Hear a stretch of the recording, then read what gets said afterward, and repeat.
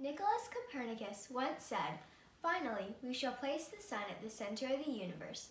All this is suggested by the systematic procession of events and the harmony of the whole universe.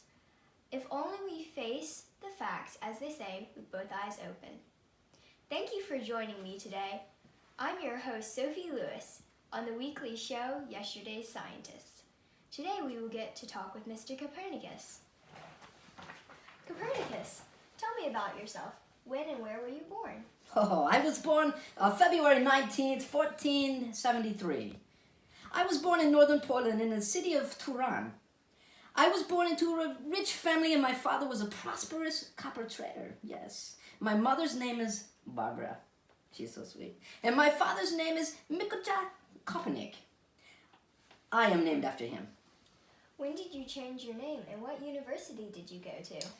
Well, actually, when I went to the university, I started going by the Latin meaning of my name, which is Nicholas Copernicus. I was 18 years old. I enrolled in the University of Krakow. Correct me if I'm wrong, but I understand you were the first one to come up with the heliocentric theory? Indeed. I was the first to come up with this heliocentric theory, yes. Could you explain just a little bit how you came up with this theory?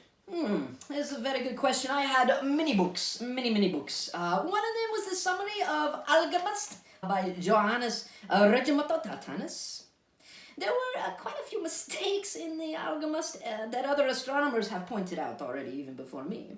Then I started thinking, what if he got the geocentric theory wrong, see? Then all of astronomy, everything would just be up for grabs. I came up with the heliocentric theory after a long period of time. The heliocentric theory is the sun-centered theory. Yes, I believe the sun is the center of our solar system, not the Earth. No. How would you compare the geocentric theory and the heliocentric theory? Well, again, like I said before, and here we go. Here's a nice example of the geocentric theory. I just whipped this up very quickly in my buggy on the way over here. Let's go ahead and get the most obvious one out of the way. Geo means Earth, okay? And centric means the center, okay? So the geocentric model was one in which the Earth was at the center. Ptolemy believed that the Earth was the center of our solar system and planets orbited the Earth. Heliocentric is the sun-centered model where I believe, yes, I do, I believe that the sun is the center of our solar system and the planets orbit the sun.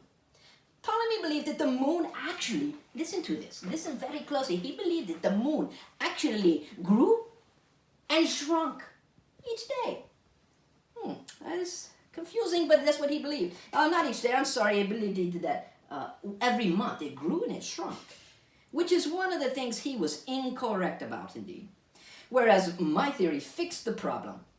My theory explained why the moon has its different phases. The sunlight just reflects off the moon. His theory, where the planets circled the Earth, made them appear to have a retrograde movement, yes. The heliocentric theory explains that since the planets all rotate around the sun at different speeds, they are at different distances from one another at different times. Those are some very interesting comparisons. Thank you. How about we take a little break? We've been going for a while. Okay, thank you very much. I will be right back. I have to hurry before Copernicus comes back. But I'm from the future, and I have read all about Copernicus.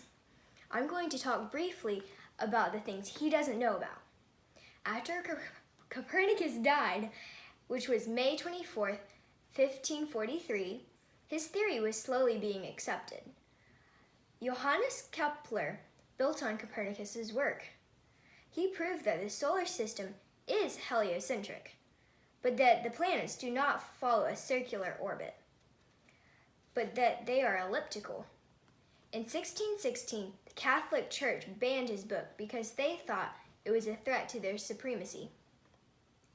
Then in 1620, they edited the book and removed the sentences that he talked about the Earth moving or the sun being the center of the universe. The book was not published in places with a strong Catholic Church. Perfect timing. He's coming back. Oh, thank you, thank you. And I overheard you talking about your friend dying. I'm so sorry. I hope you're okay.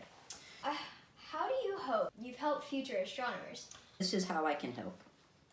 There is the daily, annual revolution, and the annual tilting of the axis. I also was the first to place the planets correctly, as I think I may have mentioned already. I think I can't think of any more. What about describing the shape of the universe? Or making a diagram of the outer circle with all the stars? You help people see that the Earth was not the center of the universe. Even though you won't get everything right, you helped a lot of people understand and learn about our solar system. I know that I probably not get everything right, but why are you saying like you know this for sure? Oh, I'm just assuming. You can't always be right, perfect, can you? It's been amazing having you on my TV show. Thanks a lot. Oh, no problem. Do widzenia, which is Polish for goodbye. Join me next week as I sit down with Isaac Newton to ask him if he really did get hit by an apple.